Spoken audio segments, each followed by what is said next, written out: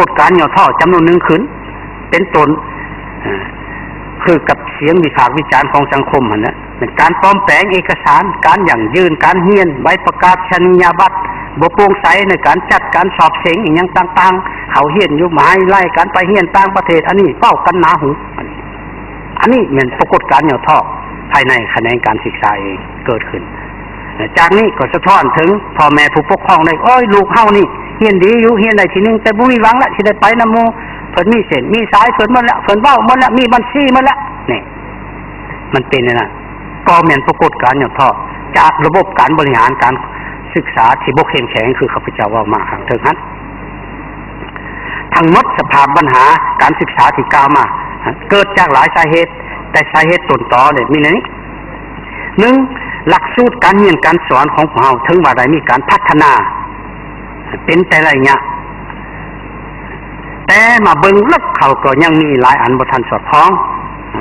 การพัฒนาหลักสูตรให้ไปตาม3ลักษณะและ5หลักมูลของการศึกษาของพรรคเฮาก็ยังเฮ็ดบ่ทันได้ดี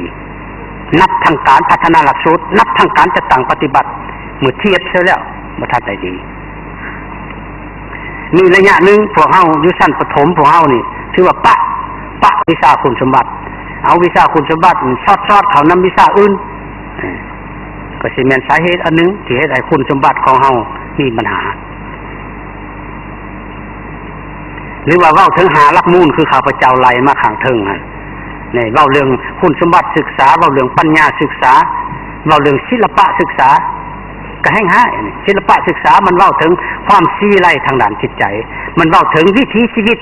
การดำรงชีวิตของคนของเป็นความเป็นคนลาวเฮาอันนี้ก็ไปแล้วรุ่นนุ่มนี่ฟ้อนลำวงบ่เป็นแล้วเชฟลำวงขึ้นมันเฮ็ดจังหวะเลื่อยไม้หมดไปเบิ่งโหลดสุกเอาในนี่หั่นนะว่าเลื่อยไม้นี่อันนี้แหละศิลปะศึกษานอกจากนั้นแล้วก็เว้าถึงวิถีชีวิตการนุ่งการถือกิริยามารยาทนี่มันอยากเสียแล้วก็ย้อนหลักสูตรได้ก็ย้อนวิธีการสอนได้อันนี้ต้องยอมรับตัวอย่างเรื่องให้งานศึกษาก็ให้ไกลเด้นี่เว้าเรื่องการเอาให้งานแล้วมันยากแล้วคนลาวนี่ได้ขี้คร้านอันนี้ขออภัยข้าพเจ้าคนเว้าหมดเนาะคันบ่สุภาพก็ขออภัยนำมันตามผู้แทนขี้คร้านแต่เพิ่นจักได้เงินหลายเฮ็ดเวียกได้อันนี้ก็เริ่มมาจากนักเรียนเฮาเมื่อมันไปเป็นกรรมกรมันก็เป็นจังซั่นความขี้คุยขี้โม้มันสุดยังเพิ่นก็ฮู้หมด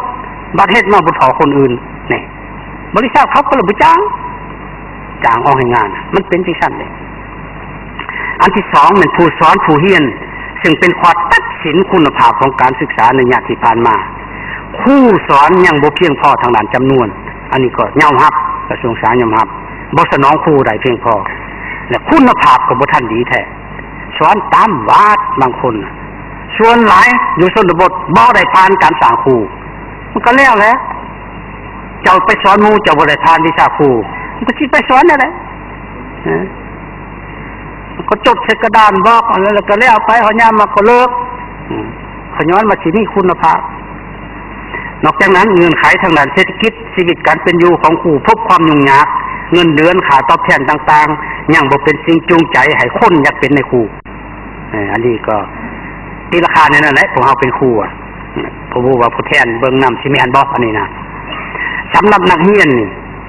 มีนักเรียนจำนวนบ่น้อยขี้คร้านมักง่ายบ่เอาใจใส่คนความเรียนอาศัยแต่ผู้ปกครองขอนโยบายให้เซ็งก็ค่อยปล่อยแม่ไปขอเซ็งให้ใบประกาศก็แม่นว่าให้พ่อแม่ไปขอให้เซ็งจบก็ไปขอเอาโอ้คันนั้นสิคือแล้วดอกเนาะเซ็งบ่ได้ก็ว่าไปขอเอาให้มันได้อันนี้มัน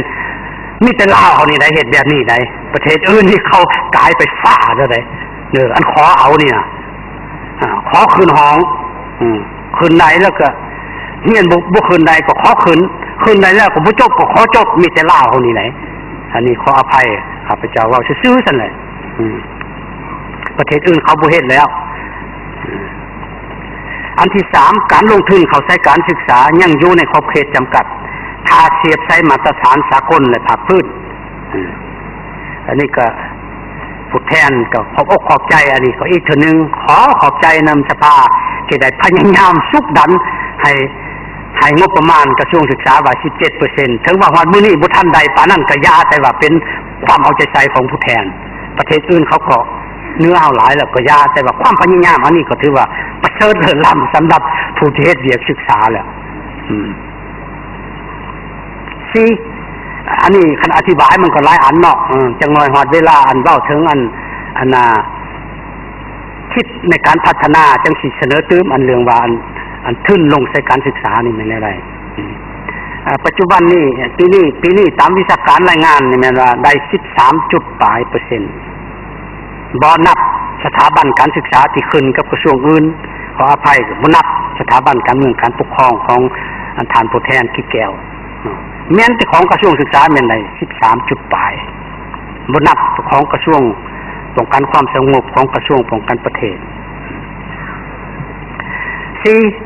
ครอบครัวพ่อแม่ป้าลุงบ่เอาใจใส่ตักเตือนบอกสอนศึกษาอบรมลูกหลานตัวเองขาดความรับผิดชอบขาดการคุ้มครองติดตามการไปมาการดำรงชีวิตของลูกหลานตัวเองบางครอบครัวอันใดก็ว่าลูกตัวเองดีหมดปกป้องเอาความผิดของลูกหลานตัวเองที่เฮ็ดผิดกฎหมายส่งเสริมลูกหลานตัวเองไปทางบ่ถูกก็มีผู้ที่มีฐานะทางด้านเศรษฐกิจได้พัฒนาเงินไขอำนวยความสะดวกให้ลูกหลานตัวเองเช่นการบริโภคการใช้จ่ายเงินค่ำนำใช้พาหนะเครื่องแต่งกายที่มีราคาแพงราคาสูงให้ลูกหลานตนเองแบบโลดโผนเกินความจำเป็นอันนี้ก็มี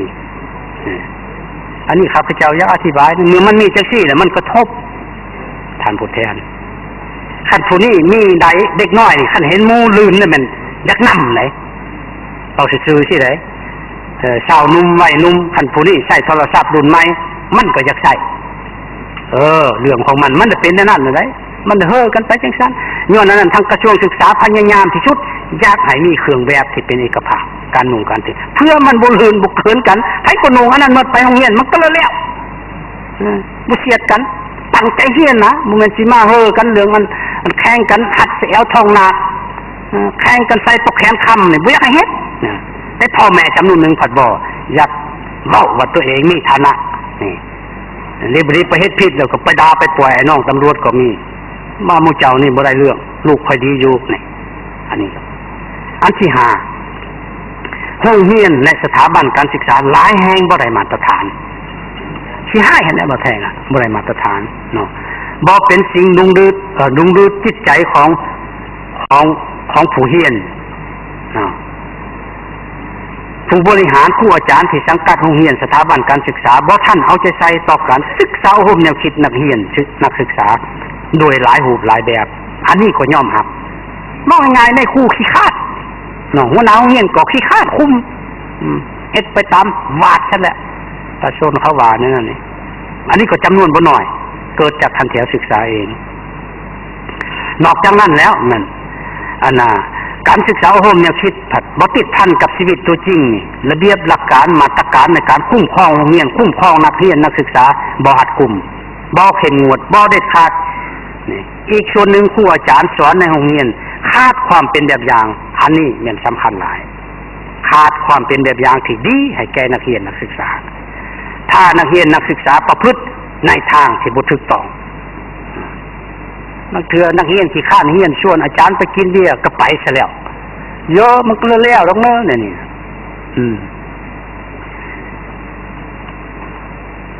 บางสถาบันการศึกษาจัดตั้งกิจกรรมต่างๆให้แก่นักเรียนนักศึกษาเลยแม่น